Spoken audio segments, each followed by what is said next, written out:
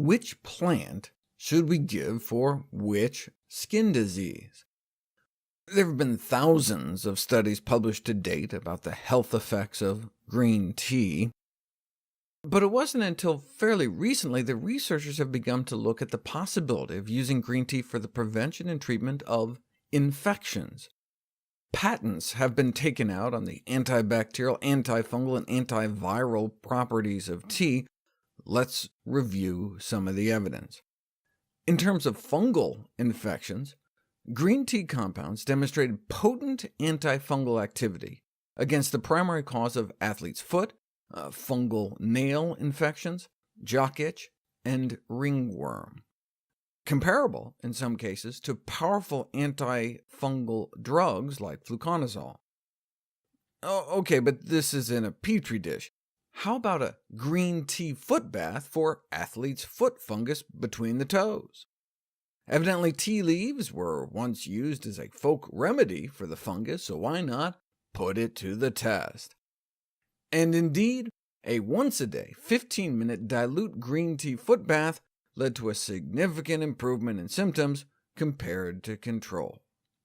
Green tea baths also appeared to help with fungus-associated atopic dermatitis, though there was no control group. And full-strength green tea may help clear candida yeast from poorly cleaned dentures. How about for the bacteria that cause plaque and gingivitis? Even a 2% green tea mouthwash was found to be effective.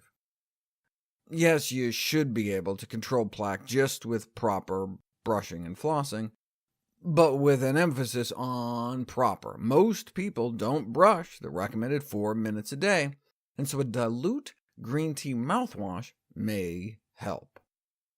Now, in terms of strictly plaque bacteria-killing ability, green tea got beat out by a garlic with lime mouth rinse, but I think I'll just stick with the green tea, thank you very much. Ew! Especially when green tea appears to not just kill plaque bugs directly, but also boost the antibacterial capacity of saliva after you drink it.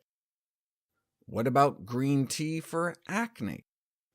6 weeks of a 2% green tea lotion cut the number of pimples more than half, and significantly reduced the severity, making it a cheap, effective treatment for acne.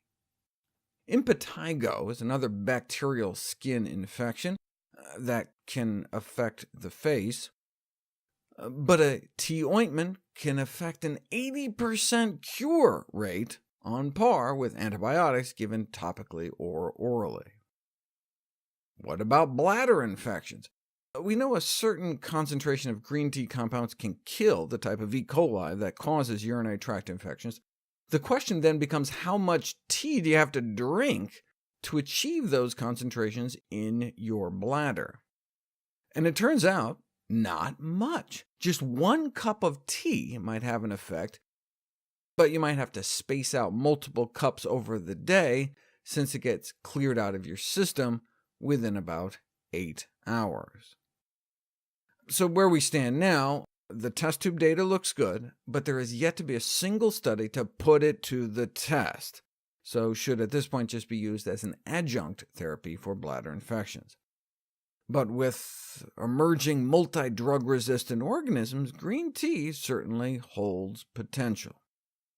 Wait a second, though. If it's so good at killing bacteria, if we drink green tea, might we be killing the good bacteria in our gut?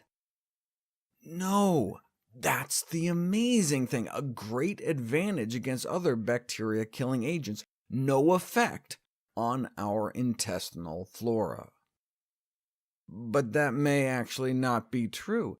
Drinking green tea may actually boost the levels of our good bacteria by acting as a prebiotic and thereby improve the colon environment.